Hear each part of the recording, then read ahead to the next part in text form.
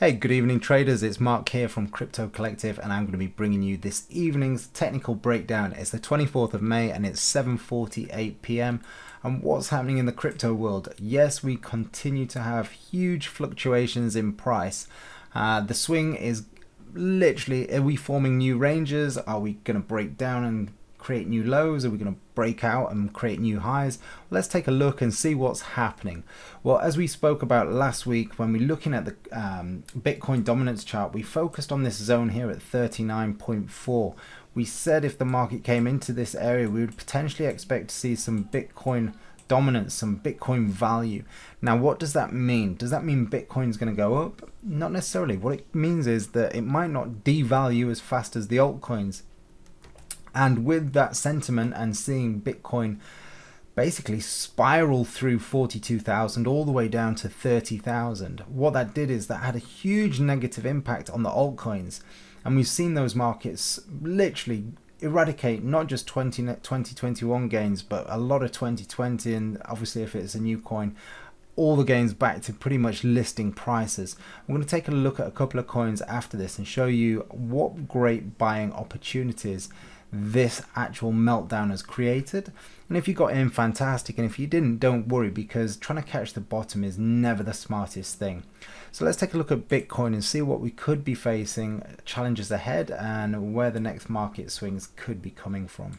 So if we look at this based on a daily chart, we can see that there's a couple of areas of interest. First one was this around 42,500, and the next one was down here at 30,000. You can see the market formed a base through this area back in early last year, right the way through to February, and the market also found a peak here at 42,500, tried to test a couple of times, and then when it did eventually test, it looked like buyers were going to prop it back up until that sentiment came out and we pushed right through.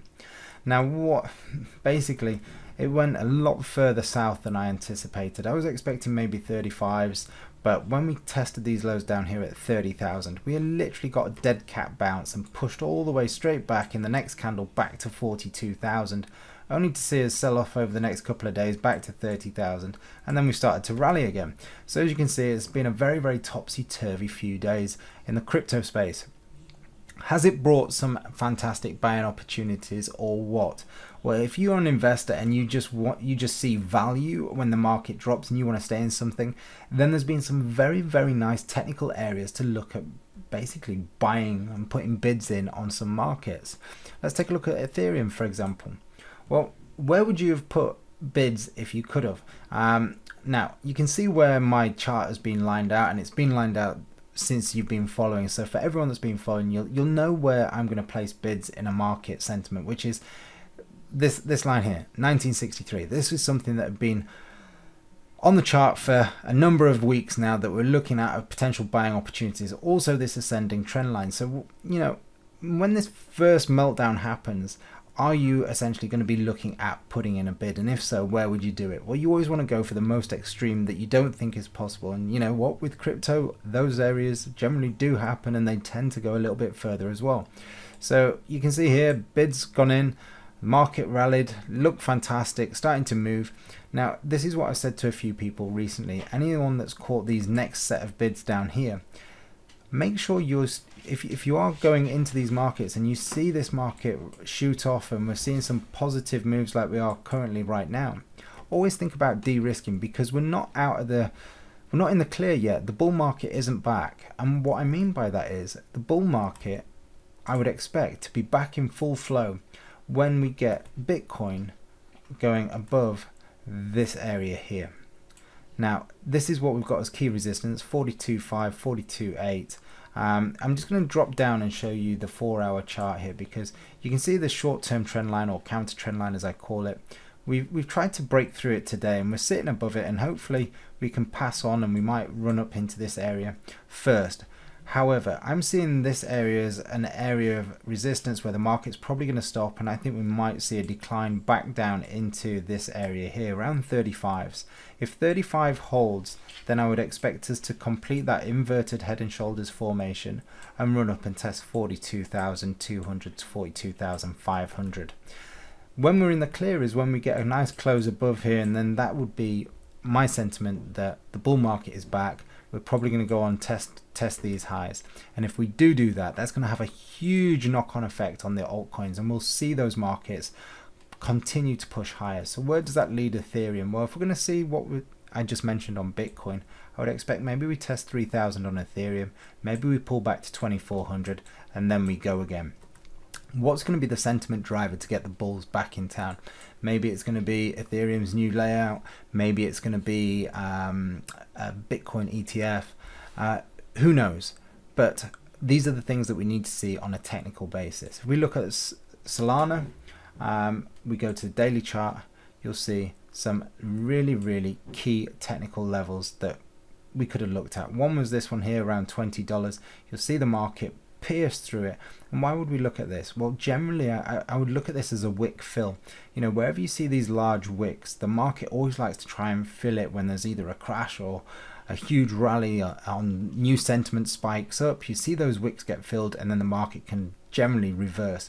So anyone that did get in on Solana around 20 bucks, well done, but start thinking about de-risking right now as we push a little bit higher. And you can see that I would expect maybe that we might push up into 34, then we'll have a little pullback. Matic, well, this market is on fire. This is something that we have spoke about a lot. Never thought in my wildest dreams it would come down here as low as this. Bids did fill at 1, and you can see we went quite a chunk offside initially, only to see the market run away and touch $2. So 100% gain on that initial bid at $1. Time to de-risk. Time to de-risk. Take out your initial stake. This is a free trade. If it comes all the way back down here, it doesn't matter. You've taken your stake back out, and if you want to double your holdings, you can go back in. You doubled your initial holdings. But definitely, if you did get in at the bid, as I mentioned, the long wicks, look for those areas. It's been filled. It's made its move. Cake is another one that we're interested in, and I'm going to show you these wick fill areas now. Areas that I was looking at was here at 13.7 and initially around here just under 19. Now, I never experienced the market to come down, never expected, sorry, the market to come down and test the original lows, but it has. Anyone that got in here, fantastic, amazing buys, well done. De-risk, reduce your stake, look for opportunities potentially to test 13.67. Now, if we do go back below this, I would expect maybe this wick to get filled again, so don't be surprised if we go back below around 13.8, 13.7 if the market doesn't come back and retest these lows. And then let's take a look over at VeChain. I've spoke about VeChain quite a lot, but you can see areas that I was interested in. This market just absolutely broke through all those and came down into structure over here, which I'm not going to lie, never expected, but it did.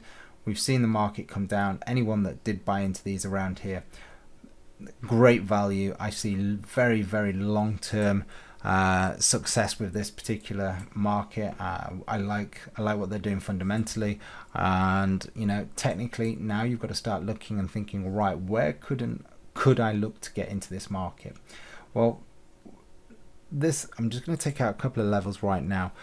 Short term, we can see a little bit like Bitcoin. You've got a nice short term descending trend line here, which I'd want to see this market start taking out this to confirm some bullish sentiment, which we don't have right now. So I'd want to see price break through this, and then I think to be really sure where we've got this support level, that's going to act as resistance now. So you're probably going to see price push up in towards that 0.15 area, act as resistance, maybe come down, form a higher low, and then we can start looking at price breaking through that area.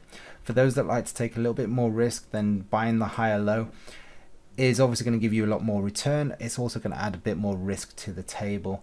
The most significant area I'd be watching for would be, as price breaks through here, I'd be looking for a retest of this area to trade long, testing those all-time highs, and then for more upside as this cryptocurrency evolves with time.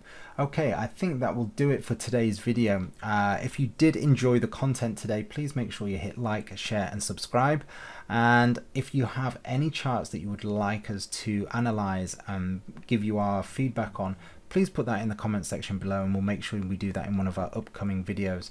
And just to finish off with, Crypto Collective, we are not financial advisors. We are a team of crypto enthusiasts that use the market to speculate with our own capital, and we like to give our input on how we're going to do it for education purposes only. On that note, have a good evening, and we look forward to seeing you shortly. Bye bye.